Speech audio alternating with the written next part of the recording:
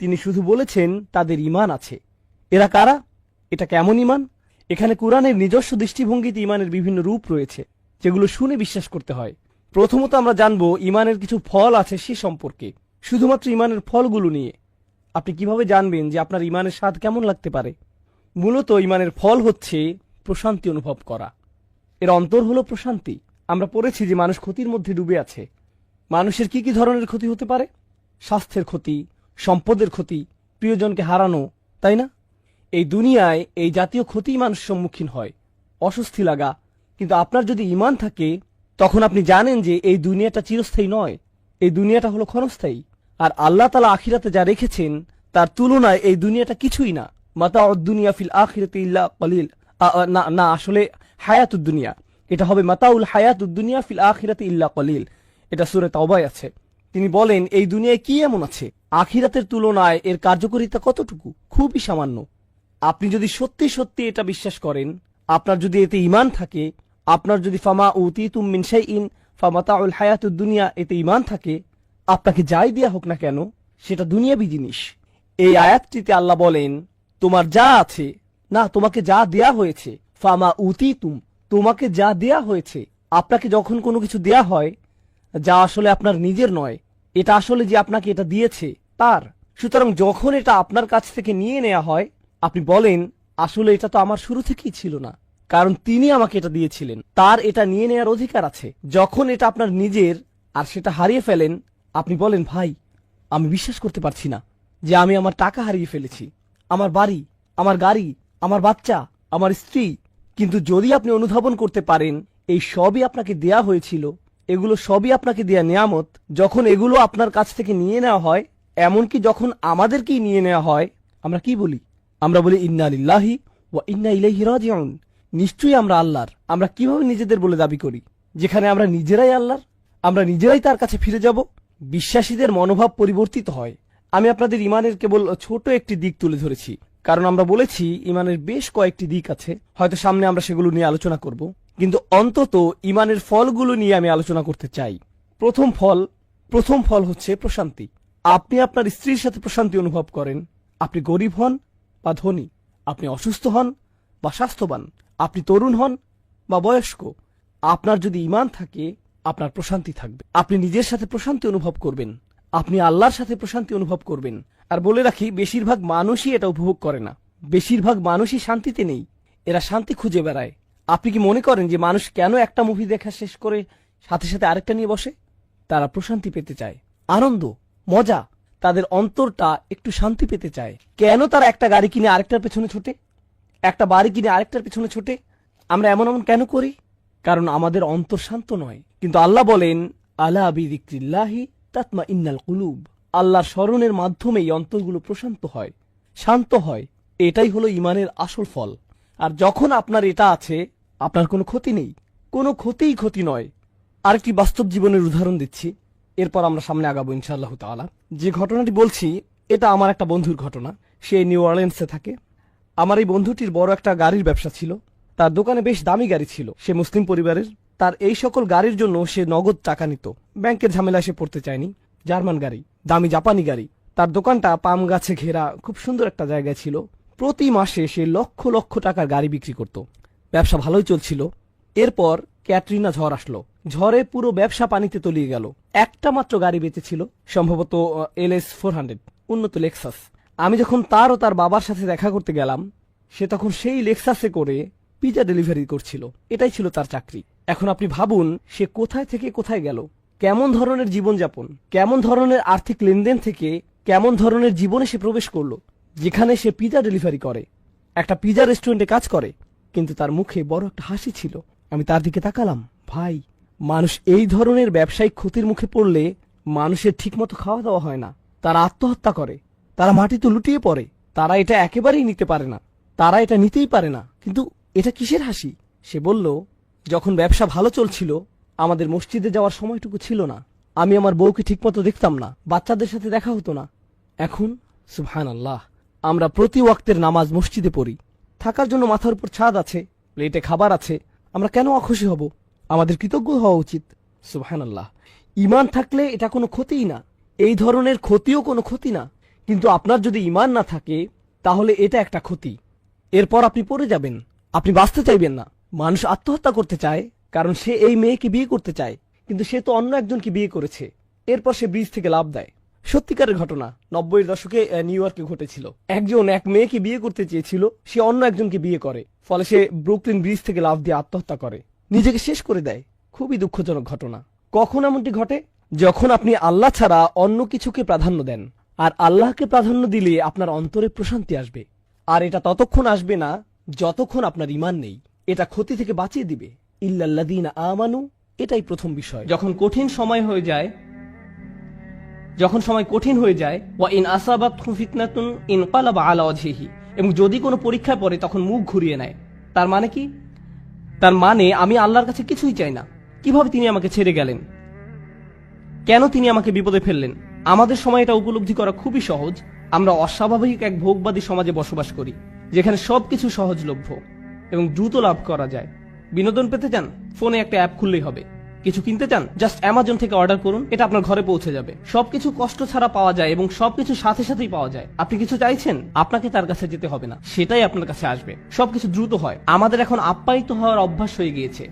আপনার একটা অর্ডার যদি 2 থেকে 3 দিনের জন্য দেরি হয়, তবে আপনি তাকে 1 স্টার বা থামস ডাউন, খারাপ রেটিং দিচ্ছেন। আমরা এতে অভ্যস্ত হয়ে গেছি।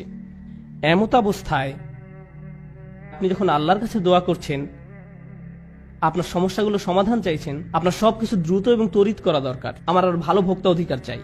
যখন এটা হয় না, তখন আপনি বলেন বাজে সার্ভিস। আমার আর ভালো ভোক্তা অধিকার চাই, আমার আর ভালো ভোক্তা অধিকার চাই। আপনার ভাবখানা তখন এমন হয়ে যায় যে আমি আল্লাহর কাছে আর কিছুই চাইবো না, কোনো অর্ডার দিব না।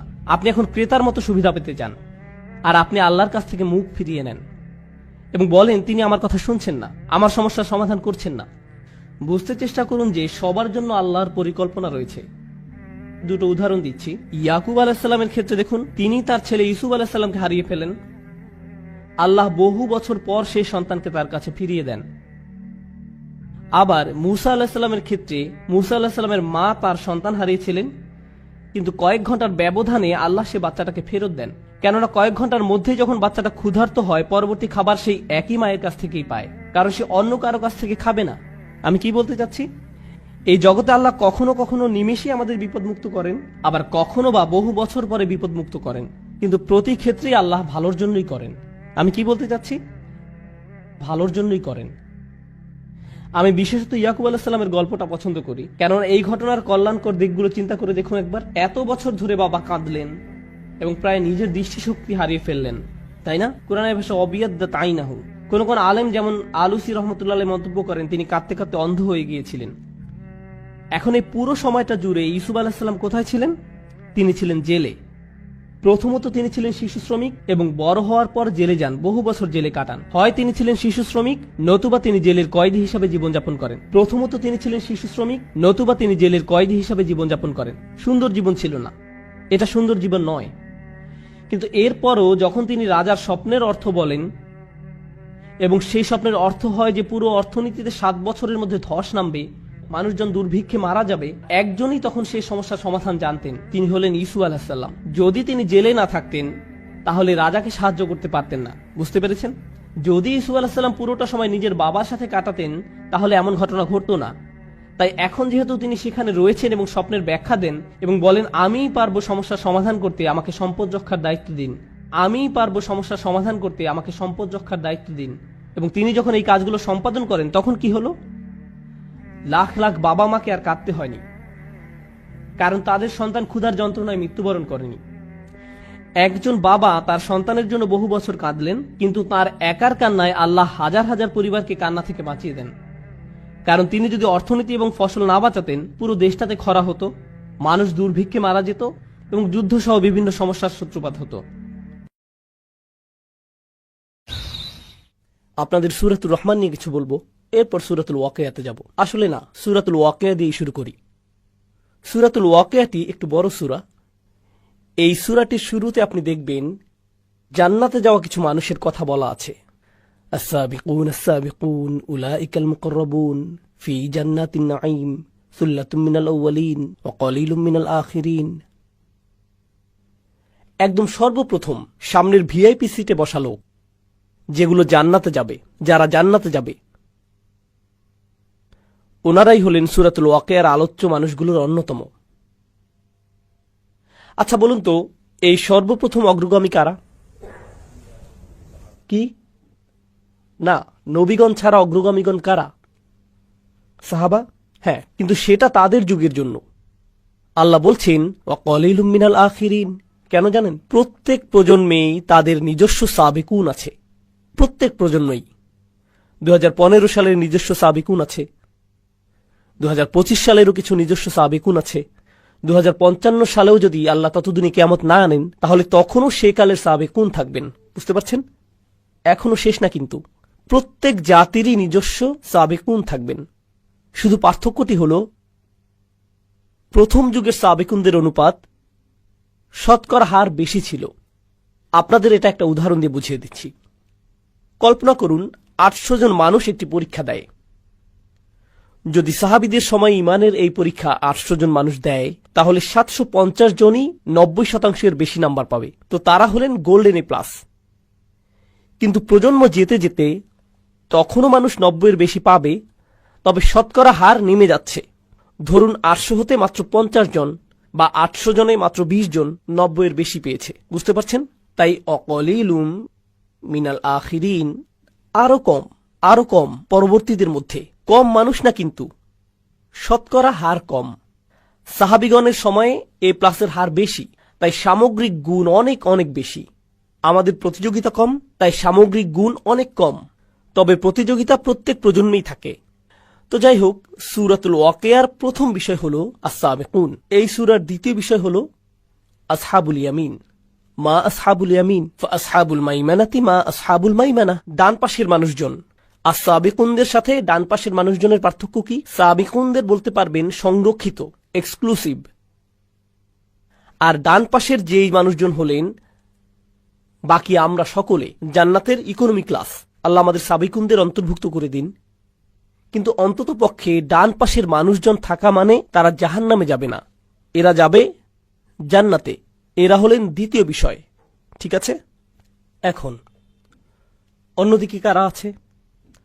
ডান পাশে মানুষ আছে, আবার বাম পাশেও মানুষ আছে। এরপর আল্লাহ বাম পাশের মানুষদের নিয়ে বলছেন 3 ধরনের মানুষ এখন পর্যন্ত। প্রথমে অভিজাত শ্রেণী, এরপর ডান পাশের মানুষ, এরপর বাম পাশের মানুষ, তাই না? এরপর চতুর্থ বিষয়, আল্লাহ কিছু প্রশ্ন করেছেন। আফারাআইতুম মা তুমনুন, আফারাআইতুম মা তাহরুসুন, আফারাআইতুমুল মা আল্লাযী তাশরাবুন, আফারাআইতুমুন নার আল্লাতী তুরুন। তিনি সব অদ্ভুত প্রশ্ন করেছেন। তোমরা কি বাচ্চা সৃষ্টি করো নাকি আমরা বাচ্চা সৃষ্টি করি? তোমরা ফসল ফলাও নাকি আমরা ফসল ফলাই? তোমরা আগুন জ্বালাও নাকি আমরা আগুন জ্বালাই? তোমরা আকাশ থেকে পানি নামাও নাকি আমরা আকাশ থেকে পানি নামাই? মানে আল্লাহ মানুষকে আল্লাহ যা সৃষ্টি করেন সেই বিষয়ে চিন্তা করতে বলছেন। মানে আল্লাহ যে সৃষ্টি করেন তা, তোমরা কিছুই সৃষ্টি করো না, আল্লাহই সবকিছু সৃষ্টি করেন। তোমাদের কোনো সৃষ্টিশীলতা নেই। এই যে আল্লাহর সৃষ্টিকে চতুর্থ প্রকার বিষয় হিসেবে বলা হচ্ছে 4টি। এখন পর্যন্ত কতগুলো বিষয় আমাকে ক্রমানুসারে বলতে পারবেন? দেখি তো আপনারা এখনো বেঁচে আছেন। প্রথমটি কি ছিল? সাবিকুন, ঠিক। দ্বিতীয়টি আসহাবুল ইয়ামিন। তৃতীয় নাম্বার কি? বাম পাশের মানুষজন। আল্লাহ আমাদের তাদের অন্তর্ভুক্ত না করুন। চতুর্থ নম্বর আল্লাহর সৃষ্টি, শুধুমাত্র আল্লাহই সৃষ্টি করেন। আর পঞ্চম বিষয়টি হল ফালা উকসিমু বিমাওয়াকিআন নুজুম ওয়া ইন্নাহু লাকসামুল লাউ তা'লামুন আযীম ইন্নাহু লাকুরআনুন কারীম ফি কিতাবিম মাকনুন লা ইয়ামাসসুহু ইল্লাল মুতাহহারুন তানযীলুম মির রাব্বিল আলামিন। এই বিষয়টি হল কোরআনের বিশেষত্ব, মহিমা সম্পর্কিত, কোরআনের অসাধারণ গুণ সম্পর্কিত। ছোট ব্যাপার না কিন্তু। 5টি বিষয় সূরার শেষটি পুরোটা সংক্ষেপে বলে দেয়, কিন্তু এগুলোই প্রধান 5টি বিষয়। সূরাতুর রহমান আমরা পড়ার চেষ্টা করছি, তাই না? সূরাটির প্রথম বিষয় কি আমাকে বলুন তো? আর রহমানু আল্লামাল কুরআন। প্রথম বিষয়টি কি? কোরআন। সূরাতুল ওয়াকিয়াতে কোরআন কি একটি বিষয় ছিল? ছিল। কোথায়? বিষয় নাম্বার 5। তাহলে সূরা রহমানে এটা প্রথম বিষয় আর সূরা ওয়াকিয়াতে এটা পঞ্চম বিষয়। ওকে, সূরাতুর রহমানের দ্বিতীয় বিষয় হলো আল্লাহর সৃষ্টিরা। والشمس والقمر بحسبان والنجم والشجر يسجدان والسماء رفعها ووضع الميزان। তাহলে দ্বিতীয় বিষয় কি? আল্লাহর সৃষ্টি। সূরাতুল ওয়াকিয়ার চতুর্থ বিষয় কোনটি ছিল? আল্লাহর সৃষ্টি। সূরাতুর রহমানের তৃতীয় বিষয় হলো বিচার দিবস, কিভাবে পাপীরা বিপদে পড়বে আর জাহান্নামে চলে যাবে। বিচার দিবস আর জাহান্নামের আগুন হল সূরাতুর রহমানের ৩ নম্বর বিষয়। সূরাতুল ওয়াকিয়াতে ৩ নম্বর বিষয় কি ছিল? বাম দিকের মানুষ যারা বিচার দিবসে দাঁড়িয়ে শেষমেশ জাহান্নামে নিক্ষিপ্ত হবে। সম্পর্কটা দেখতে পাচ্ছেন? সূরাতুর রহমানের চতুর্থ বিষয় হল জান্নাত। ওয়ালিমান খাফা মাকামা রাব্বিহি জান্নাতান। আর যে তার রবের সামনে দাঁড়াতে ভয় করে তার জন্য থাকবে 2টি জান্নাত। আচ্ছা, অন্তত আপনি আল্লাহকে ভয় করেছেন। আপনি সবচাইতে ভালো ছিলেন না, ঠিক আছে, তবে অন্তত তাকে ভয় তো করেছেন। সূরাতুল ওয়াকিয়াতে দ্বিতীয় বিষয় কোনটি ছিল বলুন তো এবার? ডান পাশের মানুষজন অন্তত আল্লাহকে ভয় তো করেছে, তাই তারা জান্নাতে চলে যাবে। সূরাতুর রহমানের শেষ বিষয় হল অসাধারণ সুপার স্পেশাল ডিলাক্স প্যাকেজের জান্নাত। ইখতিলাফ নিয়ে পরে বলছি, আপাতত সহজ করে বলি, এটা হচ্ছে সবচাইতে সুন্দর। ওয়ামিন দুনিহিমা জান্নাতান, অন্য একটি জান্নাত, আলাদা স্পেশাল জান্নাত। এর মধ্যে আরো অসাধারণ জিনিসপত্র আছে। তো একটা জান্নাত আবার অন্য এক প্রকার জান্নাত, এটাই হলো শেষ বিষয়, স্পেশাল জান্নাত। সূরাতুল ওয়াকিয়ার প্রথম বিষয় কি ছিল? সাবিকুন সাবিকুন কোথায় যাবে? জান্নাতের সেই স্পেশাল জায়গায়। সূরাতুর রহমানের 5টি বিষয় আর সূরাতুল ওয়াকিয়ার 5টি বিষয়। 1 2 3 4 5, 5 4 3 2 1, আয়নার মতো। কুরআন অবিশ্বাস্য রকমের গোছানো। আমরা এখনো সূরাটি শুরু করতে পারিনি, আমরা শুধু পরিবেশটা বুঝতে চেষ্টা করছি। এটা শুধু স্থানটি চেনা, এটা জরুরি, কারণ এর মাঝে আপনি কোরআনের সৌন্দর্য বুঝতে পারবেন, কত গোছানো তা দেখতে পাবেন। আমি জানি না আপনারা মুসলিম বিশ্বে এমনটা দেখেন কিনা, কিন্তু আমি আমেরিকাতে বেড়ে উঠতে গিয়ে কোরআনের ব্যাপারে প্রথম শুধু সমালোচনাই দেখতাম। কলেজে গিয়ে আমি কোরআনের কোনো প্রশংসা শুনিনি, সমালোচনাই হতো। শুধু যে এটার বিষয় তারা অবিশ্বাস করে এরকম না, বরং এর বিন্যাস নিয়েও সমালোচনা করত। এটা নাকি অগোছালো, নির্দিষ্ট গঠন নেই, এসব বলতো। আমি বলতাম, কি বাজে কথা যত সব, সবচাইতে অবিশ্বাস্য গঠন তো এখানেই। তোমরা মনোযোগ দাও না, এজন্য দেখতে পাও না, তাই দেখতেও পাও না, কারণ আল্লাহ এর দরজা অমনোযোগীদের জন্য খুলে ধরেন না, খোলেন না তিনি। আফালা ইয়াতাদাব্বারুনাল কুরআন ওয়ালাউ কানা মিন ইনদি গায়রিল্লাহ লাওয়াজাদা ফীহি ইখতিলাফান কাসীরা। তারা কি তবে কোরআন নিয়ে গভীর চিন্তা ভাবনা করে না? কারণ এটা আল্লাহ ছাড়া অন্য কারো পক্ষ থেকে হলে এতে অনেক অসঙ্গতি দেখতে পেতে। এর মানে হলো, যখন আপনি কোরআনে মনোযোগ দেবেন, আবিষ্কার করবেন যে এটা শুধু আল্লাহর পক্ষ থেকেই হতে পারে। আপনার কাছে পরিষ্কার হয়ে যাবে যে এটা মানুষ থেকে হতেই পারে না, পরিষ্কার হয়ে যাবে। এখন আমরা সূরার সূচনা শুরু করতে প্রস্তুত হলাম। সূরাতুর রহমান, চলুন শুরু করি। কিছু জিনিস আপনাদের জানাতে হবে। আমি নিজেকে দিয়ে শুরু করি। আমার পেশা হলো শিক্ষকতা, জীবিকার জন্য শেখাই। আর শিক্ষকতা পেশায় আমি অনেক কিছু শিখেছি। আপনাদের সেখান থেকে একটি বলছি, কারণ এই সূরার সাথে সেটা সম্পর্কিত। ক্লাসরুমের ভেতর আমি আরবি শেখাই। আরবি শেখানো কিন্তু কঠিন। অনেক ধরনের হাস্যরস করে ছাত্রদের মনোযোগ ধরে রাখতে হয়, কারণ আরবি ভাষাটি ক্লান্তিকর। যেমনটা আমি আগেও বলেছি, আপনার ঘুমের প্রয়োজন হলে আরবি ক্লাসে ঢুকে যান, জীবনের শ্রেষ্ঠ ঘুম পেয়ে যাবেন। রফা নসব শুরু হতে হতেই আপনি অজ্ঞান। তাই অনেক সময় ধরে আমি ভেবেছি, এটা আমি কিভাবে শেখাবো, কি প্রশ্ন জিজ্ঞেস করব, যখন ছাত্ররা উত্তর দেবে সেটা নিয়ে কিভাবে ঠাট্টা করব, সবাইকে কিভাবে জাগিয়ে রাখবো। সেটা কিন্তু এই লেকচারের মতো না। এই লেকচারে আপনাদের আমি শেখাচ্ছি না, কিছু প্রশ্ন করছি আপনাদের, তবে আপনাদের জেকে ধরছি না, আপনাদের নামও জানি না, আর ভুল উত্তর দিলে আপনাদেরকে মুরগিও বানাচ্ছি না। এখানে সেটা করছি না আমি। কিন্তু আমার ক্লাসরুমে যখন পড়াই সেই ছাত্ররা কান্না করে দেয়। তারা কিন্তু ঈমান বেড়ে গেছে তাই কাঁদছে না, কান্নার অন্য কারণ আমি দেই তাই কান্না করে। শিক্ষক হিসাবে সেটাই করি, সেটা ভিন্ন জিনিস। কারণ শিক্ষকতা অনেক কাজ করতে হয়, আপনার ব্যাখ্যা করতে হয়, ছাত্রদের পুনরাবৃত্তি করাতে হয়, এরপর ছাত্রদের বিভিন্ন প্রশ্নের উত্তর দেওয়াতে হয় যেন জানতে পারেন যে তারা বুঝছে কিনা। আপনি শুধু তাদের পুনরাবৃত্তি চান না, আপনি চান যেন তারা বুঝে, তাই না? এভাবে প্রশ্ন উত্তর আগে পিছে এদিক সেদিক করতে হয় না বোঝা পর্যন্ত। তো আমি অধ্যায়টা রেডি করলাম, আমি নিজের উপর বেশ খুশি। ভাবছি জীবনের সবচাইতে সুন্দরভাবে বোঝাবো আমি এবার। তো আমি ক্লাসে গেলাম, সবাইকে পড়ালাম, সেটা আমি খুব খুশি। সুন্দর উদাহরণ দিয়েছি, ছাত্রদের জিজ্ঞেস করেছি, সবাই বলল বুঝেছে। বুঝেছি, কি অসাধারণ। 1 ঘন্টা পর একজন ছাত্র হাত তুলল, উস্তাদ আমি বুঝিনি। আচ্ছা ওকে, কোনো সমস্যা নেই, তুমি বোঝনি? কোন অংশটি বুঝিনি বলো তো? সে বলল কিছুই বুঝিনি। আপনি কি আবার সবকিছু বুঝিয়ে বলবেন? সবকিছু মানে কি? মানে সবকিছুই। আমি কিছুই বুঝতে পারিনি।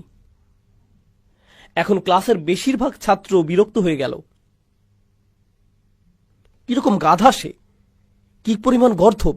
1 ঘন্টা কিছুই বলল না, ঘন্টা শেষে বলছে আমি কিছুই বুঝিনি। তাই আমি বললাম তোমরা চিন্তা করো না, সমস্যা নেই, তার জন্য আমি আবারও বলবো। তোমাদেরও আরেকবার রিভিউ হয়ে গেল। আর এইবার আমি পুরো ক্লাসের দিকে মনোযোগ দেইনি। কার দিকে মনোযোগ আমার? সেই ছেলেটি, সেই ছেলেটি। এই বুঝতে পেরেছ? হ্যাঁ ঠিক ঠিক। আচ্ছা, 1 ঘন্টা পর সে আবার হাত তুলল, উস্তাদ বুঝিনি কিছুই। ওকে, ক্লাসে বাকিরা চলে যেতে পারো, আমি লাঞ্চ করতাম, সেটা বাদ দেই। তুমি আসো আমার কাছে, তোমাকে সরাসরি বুঝিয়ে দিচ্ছি, সেটাই মনে হয় ভালো হবে। আচ্ছা ওস্তাদ। তো আমি তাকে নিয়ে বসলাম, প্রত্যেকটি উদাহরণ ধরে ধরে বুঝালাম যেন বুঝতে পারে। সব শেষে সে আবার বলে, উস্তাদ আমি জানি না আপনি কেমন শিক্ষক, তবে আমি এখনো বুঝি না। না না না, এত সহজে ছাড়ার পাত্র না আমি। তুমি আমার বাসায় চলো, রাতের খাবার খেতে খেতে তোমাকে আরেকবার বোঝাবো। সে বাসায় আসলো, তাকে আবারও সবকিছু বুঝালাম। সব শেষে সে কি বলল? আমি বুঝিনি। আচ্ছা ঠিক আছে, একটা বুদ্ধি আছে, আমার বাসায় তোমার জন্য একটা ঘর করে দিচ্ছি, তুমি আমার বাসায় থাকো, প্রত্যেকদিন সকালে উঠে তোমাকে বোঝাবো এটা, ব্রাশ করতে করতে, যতদিন না এটা তোমার হচ্ছে। শিক্ষকরা কি এমন করে কখনো? না, আমিও এমন করি না। কিন্তু আপনি যদি আমার মতো পাকিস্তানের লোক হন, তবে 1 ঘন্টা বোঝানোর পর যদি ছাত্র হাত তুলে বলে আমি বুঝিনি কিছুই, তখন সুন্দর একটা শেখানোর পদ্ধতি আছে, এটাকে বলে বোর্ড অফ এডুকেশন। সেটা আসলেই একটা বোর্ড।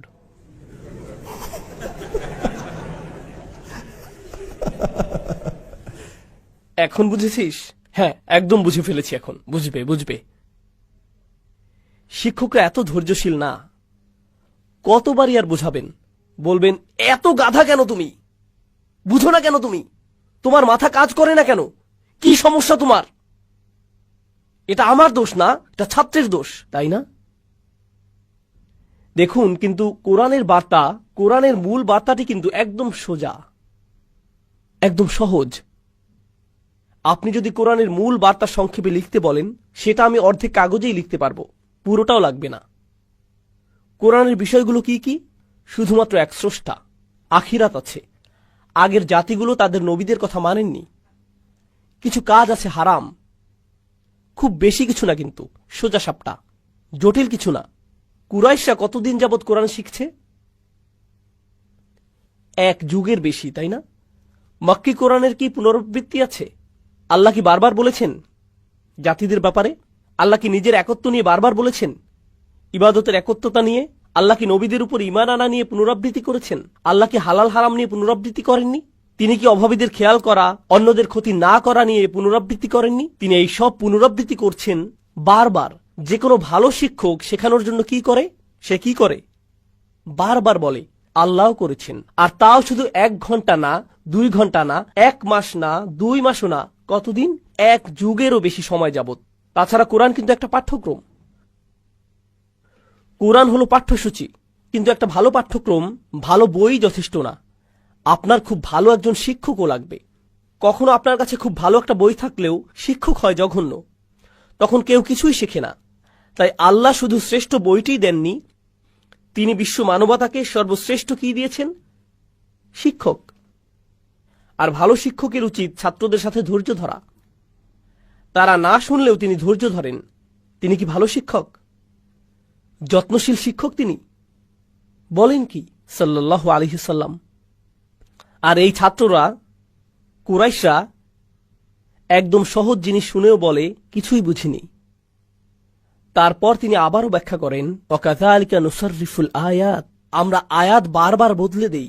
এভাবে যদি না বুঝতে পারো তাহলে এভাবে বুঝবে, ওভাবে যদি না বুঝো তাহলে আসো ওইভাবে বোঝাই, এরপর ওইভাবে বোঝাই, তারপর সেইভাবে। ইয়াদরিবুল্লাহু আমসালা লিন্নাস, আল্লাহ প্রত্যেক মানুষের সহজতার জন্য অনেক উদাহরণ দিয়েছেন, কারণ প্রত্যেক ছাত্র প্রত্যেক উদাহরণ হয়তো বুঝবে না। তাই আল্লাহ একটা উদাহরণ দেন, সেটা না বুঝলে কি করেন? আরেকটা দেন, এরপর আরেকটা, এরপর আরেকটা। জানেন, কোরআনের ভেতর আল্লাহ কোরআনকে তাসরিফুর রিয়াহ এর সাথে তুলনা করেন, বায়ু প্রবাহ। কারণ কিছু বায়ু হালকা, কিছু অনেক জোরে, কিছু বাতাস আসে উত্তর থেকে, কিছু দক্ষিণ থেকে, কিছু পূর্ব থেকে, কিছু পশ্চিম থেকে, কিছু ঠান্ডা আবার কিছুটা উষ্ণ। ঠিক কোরআনের আয়াতের মতো, কিছু আয়াত আপনাকে আনন্দ দেবে, কিছু ভয় দেখাবে, কিছু কষ্ট দেবে, কিছু আপনার প্রেরণা যোগাবে। কোনো আয়াত শেখাবে, কোনোটা অভয় দেবে, কোনোটা আবার শক্তি যোগাবে। বিভিন্ন রকমের বায়ু ঠিক কোরআনের বিভিন্ন আয়াতের মতো প্রত্যেকটা উপায় গ্রহণ করা হয়েছে। তাছাড়া কিছু ছাত্র গর্দভ হয়, আমি জানি, মনোযোগই দেয় না। এরপর আরেক ধরনের ছাত্র আছে যারা বলে আমি বুঝি না, এরপর বুঝিয়ে বলার পর আবার বলে হ্যাঁ আমি বুঝিনি, আবার বুঝান, সে বলে এই দেখো আমি বুঝিনি। এরা কি ধরনের ছাত্র? এরা ঝামেলাকারী। সে শিক্ষককে নিয়ে মজা করছে, ক্লাসে মজা নিচ্ছে, ভাবছে এই সব কিছুই ঠাট্টার বিষয়, তাই না? একটা ছাত্র আছে, সে আসলেই বুঝেনি। আরেকটা ছাত্র অন্যদিকে, সে সব কিছু খুব ভালো বুঝেছে, এরপরেও কি বলে মজা নেয়? আমি বুঝিনি, কিছুই বুঝলাম না। আপনি খারাপ শিক্ষক। আর এই ধরনের ছাত্ররা যখন শিক্ষক বুদ্ধিমান হয়, যখন শিক্ষক চালাক হন, তিনি ঝামেলাকারীকে চিনে ফেলেন, বুঝে ফেলেন কখন ঝামেলা করছে। আর যখন সেসব করে তখন সেই ছাত্রের কি হয়? একে বলে মুরগি। কিছু শাস্তি দিতে হয়, ঠিক? প্রিন্সিপালের অফিসে যাও, স্কুল থেকে বেরিয়ে যাও। আল্লাহ কি জানেন কারা কোরআন নিয়ে ঠাট্টা করছে, কারা ঠাট্টা করছে? তিনি জানেন। আর তিনি তাদের কাছে কোরআন বারবার বারবার ব্যাখ্যা করছেন সর্বশ্রেষ্ঠ শিক্ষককে দিয়ে, 1 যুগেরও বেশি সময় যাবত। শিক্ষক হিসেবে তবে আল্লাহর কি রাগ করার অধিকার আছে? অবশ্যই আছে। সেই ছাত্রগুলো কি শাস্তি পাওয়ার যোগ্য? অবশ্যই। কিন্তু আল্লাহ কি শাস্তি দিচ্ছেন তাদের? না, কারণ আল্লাহ অন্য কোন শিক্ষকের মতো নন। তিনি যে কোনো শিক্ষক নন, তিনি আর রহমান, আল্লামাল কুরআন। লাউ কানা দুনার রহমান, রহমান ছাড়া অন্য কেউ যদি হতো কোরআন শেখাচ্ছে, তাহলে বাঁচতে পারত না। বরং আমি অনেক সময় বলি, অনেক সময় যখন এইসব ক্লাসগুলো নেই, তখন অডিয়েন্সে বসা কেউ কেউ হাফেজও থাকেন, এমন শিক্ষকও থাকেন যারা বাচ্চাদের কোরআন হিফজ করান। আর হিফজ মাদ্রাসাগুলো, তাহফিজের মাদ্রাসাগুলোর ছাত্ররা তাদের শিক্ষকদের ভয়ে কাতর। তারা যদি সঠিকভাবে সবক দিতে না পারে, 1টা 2টা বা 3টা ভুল যদি করে, তবে উস্তাদের হাতে পাইপ আছে, চাবির চেইন আছে। বাচ্চার চেহারায় এভাবে চাবি লেগে থাকে। তাই তারা যখন কোরআন শেখার চিন্তা করে, তখন ভাবে দয়ামায়াহীন কিছু একটা। এটা কি দুঃখজনক না? কারণ আল্লাহ স্বয়ং বলছেন, যখন কোরআন শেখানো হয়, কে শেখায়? তিনি কিন্তু বলেননি আল জব্বার আল্লামাল কুরআন, তিনি বলছেন আর রহমান আল্লামাল কুরআন। আমরাই যখন কোরআন শেখাই, তখন আমি শুধু রাসূলুল্লাহ সাল্লাল্লাহু আলাইহি সাল্লামের সুন্নাহ পরিপূর্ণ করছি না, বরং আমরা স্বয়ং আল্লাহর সুন্নাহ পূরণ করছি। আল্লাহ নিজেই কোরআন শিখিয়েছেন, আমাদেরকে সেটাই নকল করতে হবে। যেমন রসুলের সুন্নাহ নকল করতে হবে সাল্লাল্লাহু আলাইহি সাল্লাম, আল্লাহর সুন্নাহও আমাদের মানতে হবে। যখন কোরআন শেখাবো আরো বেশি দয়াবান হতে হবে। বুঝতে পারছেন? আমাদেরকে আরো দয়া দেখাতে হবে। আল্লাহ যদি কুরাইশদের প্রতি দয়া দেখাতে পারেন, তবে আপনি ছোট বাচ্চাদের সাথেও সেটা পারবেন। সেটা আরো সহজ। এগুলো আল্লাহর কিতাব থেকে শিখতে হবে। খুবই দুঃখজনক বিষয় যে একটি বাচ্চা তার উস্তাদের কাছে কোরআন পড়তে ভয় পাবে।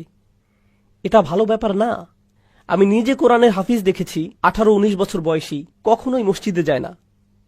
কখনোই মসজিদে যায় না। জিজ্ঞেস করলাম, কেন মসজিদে যাও না?